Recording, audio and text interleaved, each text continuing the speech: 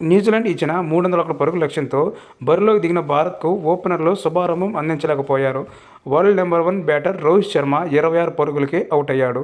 ఆ తర్వాత కెప్టెన్ సుమన్ గిల్, విరాట్ కోహ్లీ కలిసి ఇన్నింగ్స్ని నిలబెట్టారు.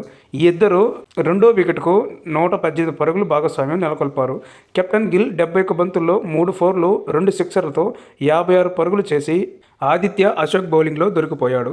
గిల్ అవుట్ అయిన తర్వాత Virat Kohli, Shreyas Iyer ball to ball ఆడి మ్యాచ్ని భారత్ చేతిలోకి తీసుకొచ్చారు.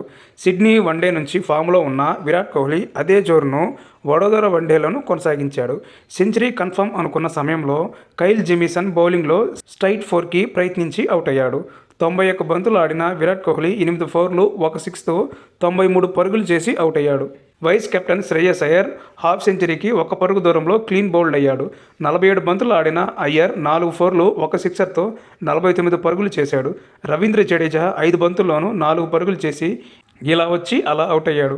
ఆ వెంటనే వాషింగ్టన్ సుందర్ కోసం అందరూ చూడగా హర్షిత్ రాణా క్రీజులోకి వచ్చి ఎవరూ ఊహించిన విధంగా ఆడి మ్యాచ్ని విజయంలో కీలకంగా మారాడు. 23 బంతులు ఆడిన హర్షిత్ రాణా 2 ఫోర్లు, 1 సిక్స్తో 29 పరుగులు చేసి అవుట్ అయ్యాడు. హర్షిత్ రాణా అవుట్ అయిన తర్వాత ఛార్జ్ తీసుకున్న కేఎల్ రాహుల్ స్కోర్ బోర్డును ముందుకు తీసుకెళ్లాడు. కాలు సహకరించిపోయినప్పటికీ వాషింగ్టన్ సుందర్ కూడా సింగిల్స్ తీస్తూ రాహుల్కి స్ట్రైక్ ఇచ్చాడు. 49వ ఓవర్ ఆఖరి 3 బంతుల్లో 4, 4, 6 బాది రాహుల్ మ్యాచ్ని ముగించాడు. కేఎల్ రాహుల్ 21 బంతుల్లో 2 ఫోర్లు, 1 సిక్స్తో 29 పరుగులు చేయగా సుందర్ 7 బంతుల్లో 7 పరుగులు చేసి నాట్అవుట్గా నిలిచాడు.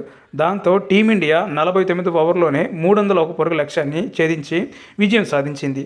వాషింగ్టన్కు ఇంజూరీ కావడంతో హర్షిత్ క్రీజులోకి రావాల్సి వచ్చింది. కానీ చివరికి హర్షిత్ రాణానే ఈ మ్యాచ్కి గేమ్ చేంజర్ అయ్యాడు. ఆఖరులో కేఎల్ రాహుల్ బౌండరీతో మ్యాచ్ని ఫినిష్ చేశారు.